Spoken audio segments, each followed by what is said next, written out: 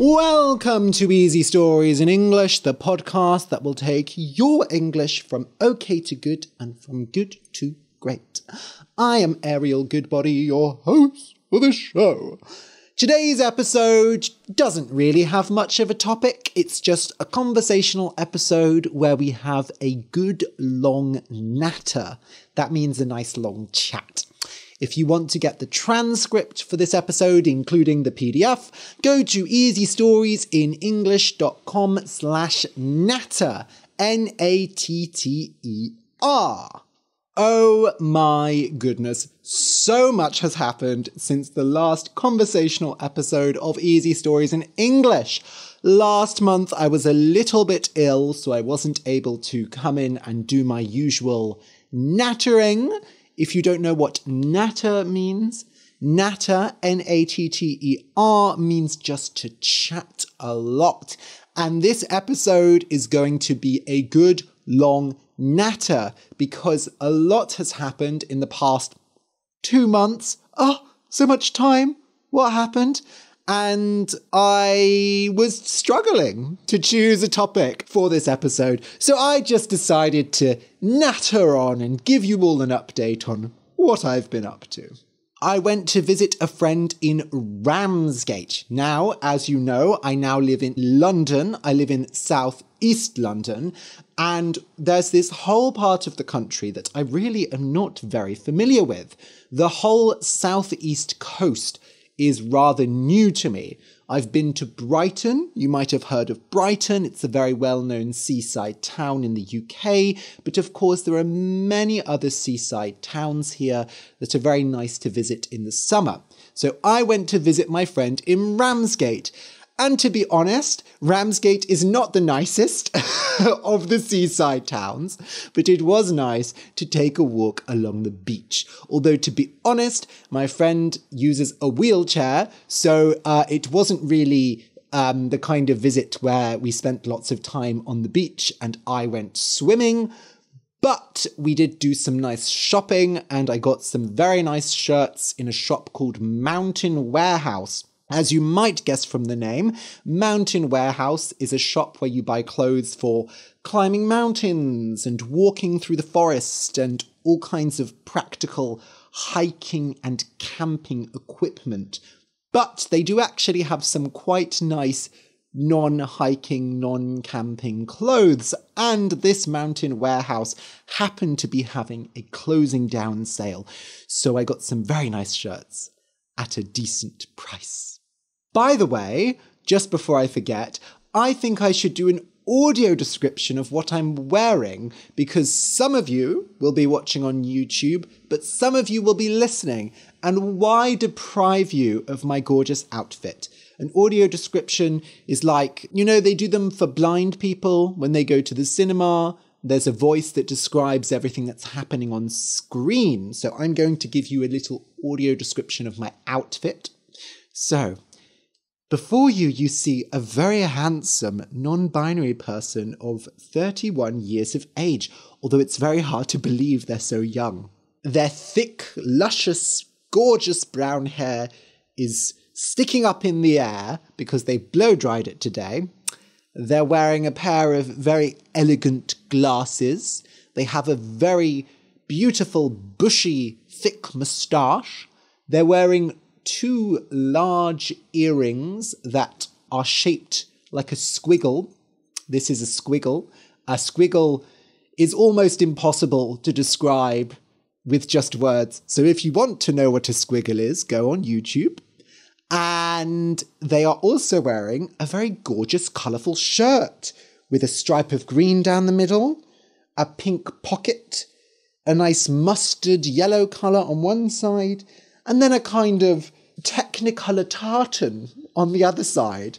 Tartan is that Scottish pattern, you know, that they wear on their kilts. And I would call this a Technicolor tartan. So that's my audio description today. And you don't need to see me to know that I am full of energy today. I promise I've only had one coffee and absolutely zero hard drugs. But sometimes life is the drug, or I'm the drug. One of the two. So another piece of exciting news. It's a bit of a story. So near where I live, there is a co-op. The Co-op is one of the big supermarket chains in the UK. Co-op is short for cooperative because the Co-op is a workers' cooperative. So basically, people who work there become members, and then theoretically, they have some say in how the organisation is run. Workers' cooperatives are unfortunately not so common these days, but I do think they're an excellent idea, although I will say the Co-op is a pretty overpriced supermarket for the quality of the food they provide. But I'm not a member of the cooperative, so who cares about my opinion? But one interesting thing that did happen to me is ever since I moved here, when I started going into the local Co-op, there was someone who worked there who was being very friendly with me. You know, at first, he complimented my hair. He said, "Oh, I like your hair." And I said, "Oh, thank you." And, you know, every time I came in there, we chatted a bit.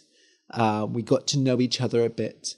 And I felt, you know, some flirtatious vibes. I felt like he could be flirting with me, but I didn't want to assume, because sometimes people are just being very nice and it's part of their job.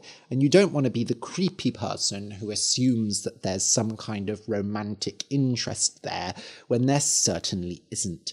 But in this case, there was, because one day I walked into the Co-op and the co-worker of this lovely man came up to me and said, "You're Ariel, aren't you? You know my co-worker, beep. Well, he actually really likes you. He's got a bit of a crush on you and he wanted to ask you out, but he's very shy. He asked me to ask you out on his behalf. So I gave her my phone number. She passed it on to her colleague and we went for a date. We went for some drinks and it was a very funny story. You know, it kind of really felt like something that happens only in romantic films and not in real life. Unfortunately, I think perhaps we are not the most compatible people. We are not the most well-suited people. We only went on one date. Oops. But the whole experience was fun. It was interesting. I am going to remove the name. I said the name originally, but that's not very, I don't want him to watch this and feel very embarrassed, so I'll cut the name out. You know what I'll do? I'll make a sound now. I'll go beep, beep, and then I'll just cut that over his name. Oh, so professional, Ariel. Another thing I did is I tried stand-up comedy for the first time. Now, I think stand-up is one of those words that's pretty much the same in every language, but if you don't know, stand-up comedy is a form of comedy where you stand up before an audience and you have a microphone and you tell jokes. So it is kind of like the rawest, most direct form of comedy. Stand-up is very popular in America. I think it originated there. But it's also very popular in the UK, and I think these days many countries have stand-up. Now, as well as being the rawest form of comedy, it's probably one of the most scary kinds of performance you can do, because with stand-up, if you do badly, if you bomb, then you could have a very, very awkward, uncomfortable few minutes, or even longer potentially.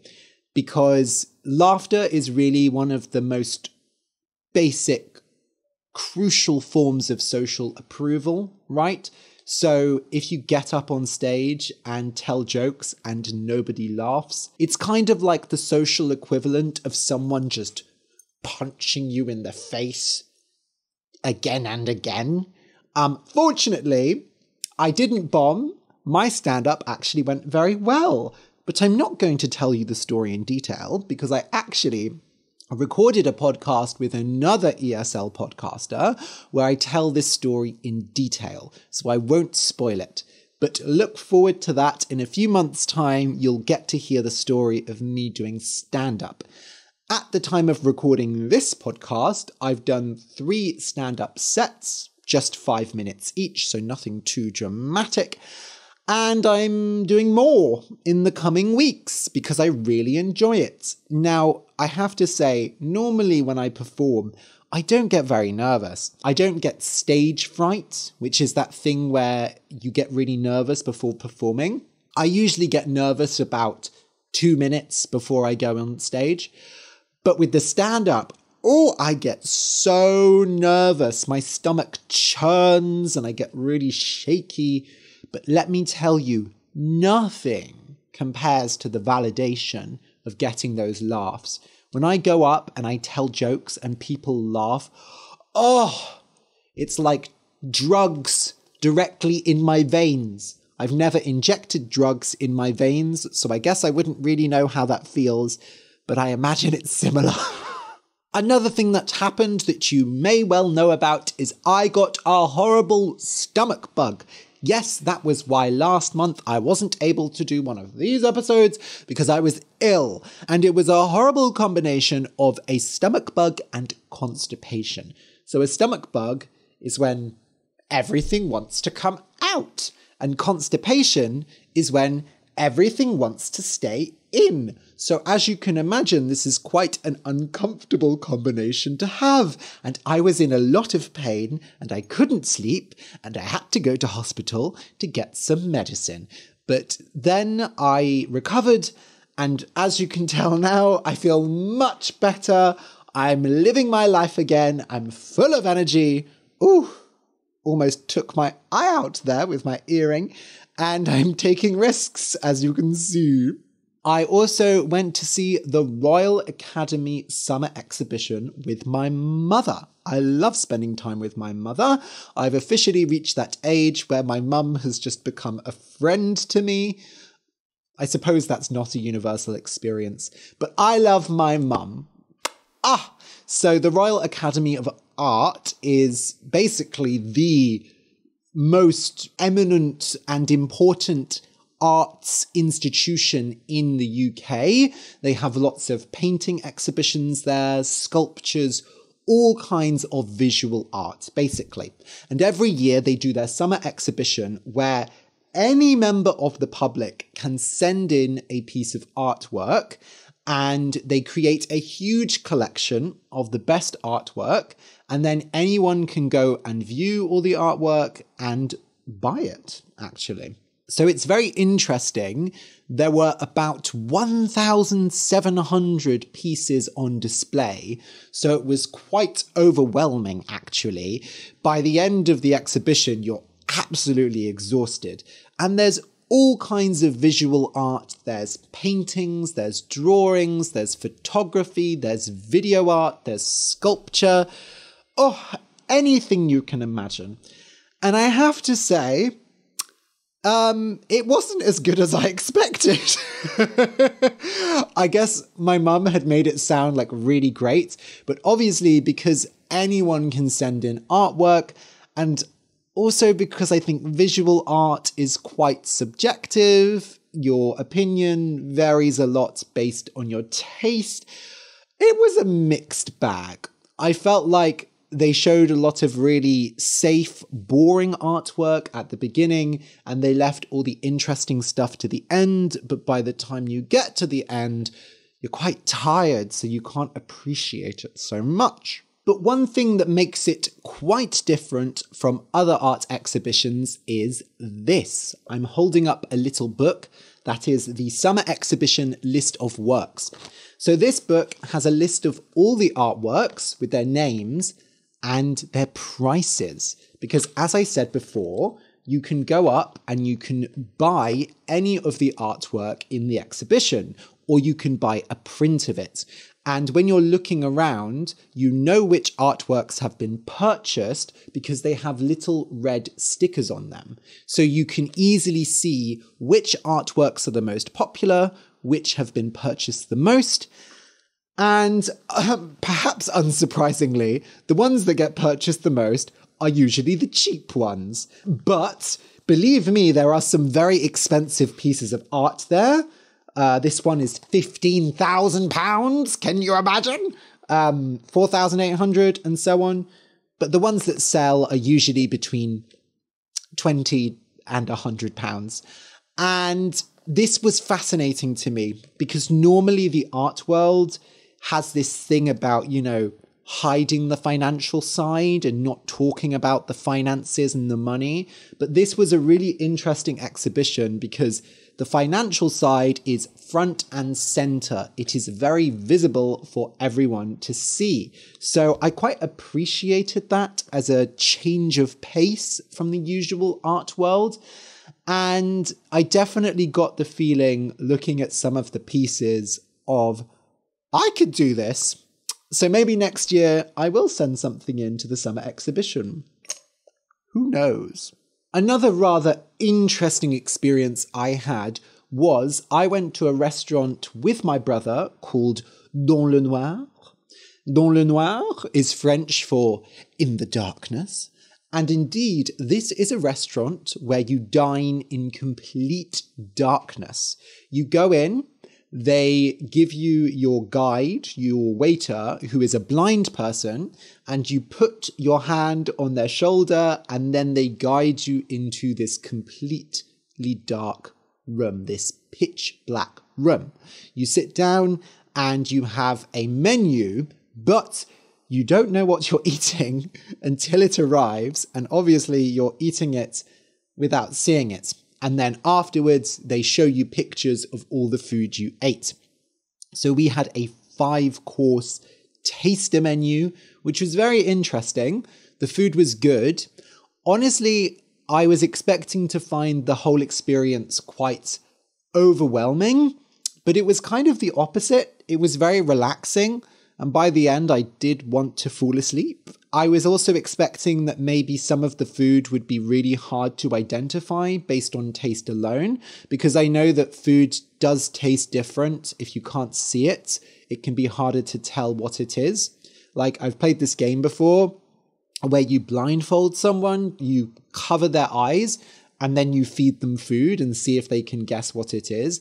And one thing that people seem to never be able to guess is tomatoes. In this case, there was only one food item that I really struggled to identify, and that was the apricot that was in dessert. We had these lovely baked apricots, I think, but they really didn't taste like apricots. I thought it was like passion fruit or dragon fruit or something. It tasted really different. And it turned out that they had cooked the apricot with rosemary, which is a herb.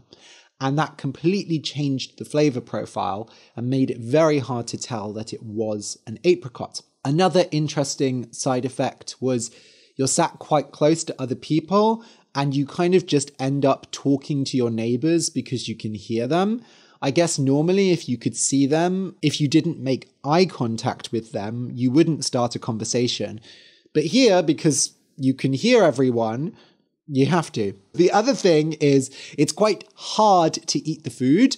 You end up doing a lot of like leaning over the plate or just picking it up with your hands, and pouring the water is always quite a risky experience. It's quite difficult. But yeah, it was a really fun experience. And if you ever get the chance to try something similar, I would recommend it. I know there's this thing called dark therapy, which is a bit more serious, where you go and stay in a completely dark hotel for several days. I would love to try that, but as a small taster of that experience, I think this was rather lovely. Another thing, I went and saw a film called Orlando, My Political Manifesto, which is a French film by the director Paul B. Preciado. Now, I was really excited about this film because Paul B. Preciado wrote this very strange book of queer theory in the 80s called Countersexual Manifesto that's very bizarre and has a lot of really interesting stuff even today. So I was expecting something very experimental, very weird.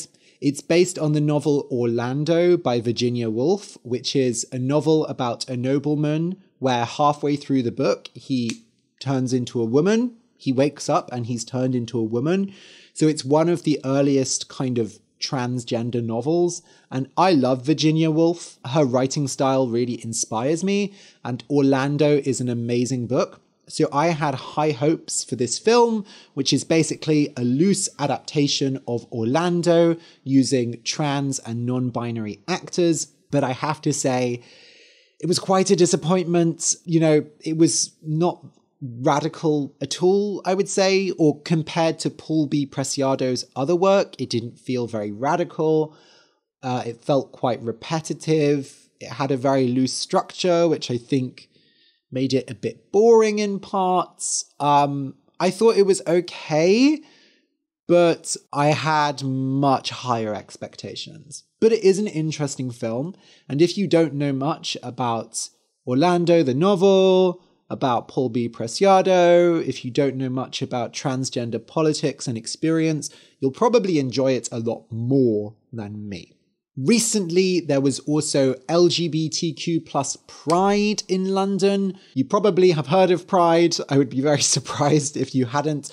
London Pride is one of the biggest Pride events in the world, and I was going to be marching with people from queer churches around London. A lot of people from my church were going as well, and I got there and we were preparing to march, and I was just so overwhelmed. It was so loud. There were so many people. It was really sunny and hot. And there was my least favorite thing, which is overlapping music. You know when one person's got a speaker and it's playing one song, and then there's another song playing from somewhere else, and the two songs are kind of clashing and overlapping, and it's horrible. And I was just too overwhelmed. So I went home. But I made the mistake of passing through Soho on the way home, which is the gay district in London, and it was so busy, unbelievably busy. I have never seen that many people out in London before. And at one point, I went into a Co-op to get some food. If you remember, Co-op is a supermarket. And in this Co-op, they had a DJ. They had a DJ DJing in a supermarket. That's how crazy it was. And then I went to a bubble tea shop and I got some bubble tea and almost had a panic attack. So my Pride was not so fun, but at least I know what to expect next year. So I think next year I'll do something safer, like go to a picnic where I don't have to engage with quite so many people. And finally, today, that's right, the chain of alsos is over. We're talking about the present / the future. Today, I'm going to see an Italian film called La Chimera, which I read the description of and it sounds very interesting, and I can't really remember what it's about. But when I go to see a film, I kind of like to go in blind. I like to go in not knowing too much about the film, so I don't have expectations or prejudices about it. And I find I enjoy films a lot more this way. In the past, I used to always look up reviews before watching films, and I think that killed my enjoyment a bit. So I'm going to see La Chimera with a friend, and I'm sure it will be lovely. I know I have quite a lot of Italian listeners, so if you've seen this film, do let me know what you thought of it. So, as my mother loves to say, it's all go. Lots happening at the moment, lots happening in my life. It's so rare that I have this much energy, so I'm really glad it coincided with me recording a podcast, so I can share all my manic energy with you, although I fear that maybe I was a bit too much today, and you're all going to listen to this episode and say, Ariel, what is wrong with you? What drugs have you been taking? And I just want to say that the only thing I'm high on is life. Anyway, thank you so much for listening. I really enjoyed recording this episode, and if you would like to support me, a very easy way you can do it is to go to easystoriesinenglish.com and click the red button at the top that says Buy Me a Coffee. There you can send me $3, with which I can buy myself a coffee, a croissant, whatever I really feel like. So I would really appreciate that. Thank you so much. Have a lovely week. Bye.